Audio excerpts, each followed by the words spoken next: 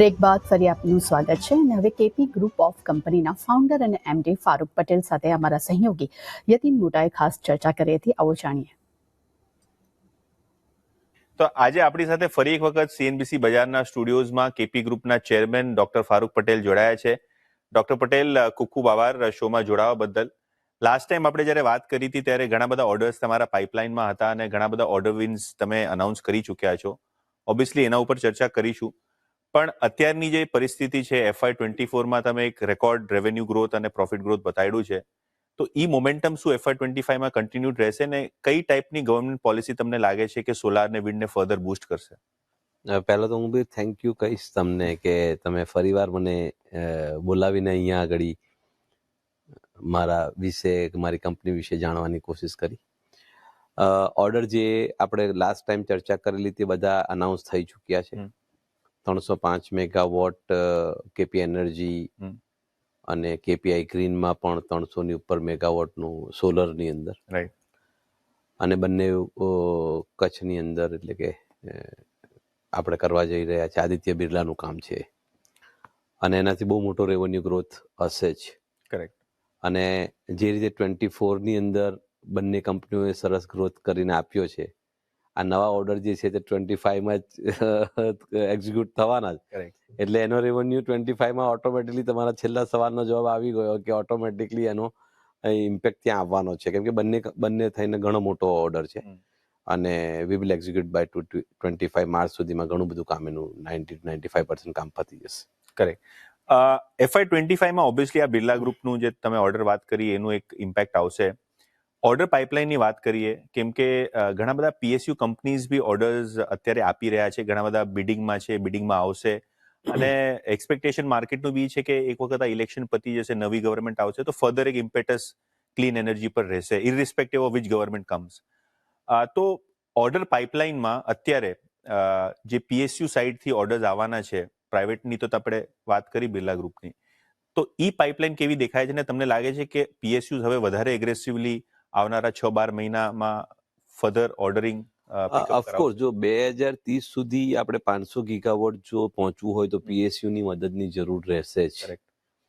અને એની અંદર KP ગ્રુપે name લીધી છે 10 ગીગાવોટની, તો એમાં બી PSUનું અમારું કામકાજ અમે કરીશું જ. રાઈટ. ઓલરેડી KPIની અંદર 240-200 મેગાવોટ AC અને 240 DC અમે GRC અમને અપ્રુવલ આપી દીધી અને અમે લોકો PPA કરી લીધું છે. ઓકે. અને એક્ઝિક્યુટ કરવા જઈ રહ્યા છે.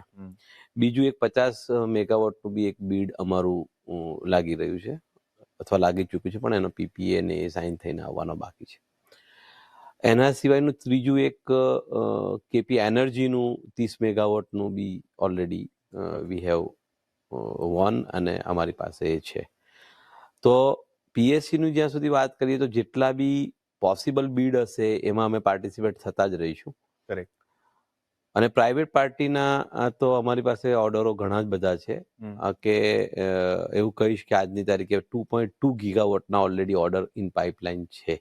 ઓકે. ઓકે. કે જેના યા તો PPA થઈ ચૂક્યા છે અથવા તો યા તો એગ્રીમેન્ટ થઈ ચૂક્યા છે, NTP મળી ગઈ છે એવા. So next year also bright, પણ એના પછીના વર્ષનું પણ લગભગ એન્ગેજમેન્ટ થઈ ચૂક્યું છે કંપની પાસે ઓર્ડર્સનું. અને એ પ્લાન આઉટ જે રીતે કરી રહ્યા છે એ રીતે 2025ની માર્ચ અને 2026ની માર્ચ સુધીના બી બધા જ ઓર્ડરો મારા ખ્યાલથી બધા બુક થઈ ચૂક્યા છે. ઓકે.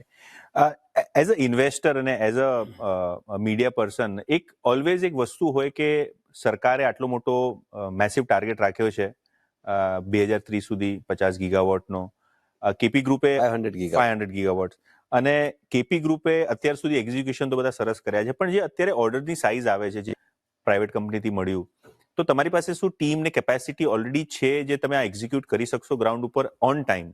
કેપી ગ્રુપ છે ને તો આજની કંપની નથી, 30 વર્ષ થઈ ગયા એને. ભલે આપણને KPI 2008માં આવી અને 2010ની અંદર કેપી એનર્જી આવી, લિસ્ટેડ થઈ 2016માં, 2019માં, અને આજે આપણે આ જગ્યા પહોંચ્યા કે 137 કરોડથી 13,000 કરોડ સુધીની એક જર્ની રહી. પરંતુ કંપની બહુ જૂની કંપની છે અને એની અંદર 1,000 લોકો છે આજની તારીખે ઓન પેરોલ. ઓકે. એમાં બહુ જ એક્સપર્ટ લોકો, રિટાયર્ડ સાયન્ટિસ્ટ છે, રિટાયર રેગ્યુલેટરીઝ છે, રિટાયર ગવર્મેન્ટ ઓફિસર્સ છે, 300 ની ઉપર એન્જિનિયર્સ છે, અમે પોતે બી એન્જિનિયર્સ છે, અમારી સેકન્ડ લાઈન પર એન્જિનિયર્સ છે. ઓકે. તો હું એવું કહીશ કે કેપેબિલિટી અને કેપેસિટી બંને વસ્તુમાં જો કેપી ગ્રુપનું તમે રિન્યુએબલ એનર્જી માટે કહેશો તો we have a strong team which can deliver more than what we are doing today. Okay. આજ કરતાં પણ બેટર અમે કરી શકીશું એવી અમને 100% આશા છે, અને એ લગભગ અમારા એક્ઝિક્યુશનની અંદર આવે જ છે અને એ રિઝલ્ટમાં ફેરવાઈ રહ્યું છે. માર્કેટ લાઈવમાં બસ આટલું જ. હવે મને આપશો રજા.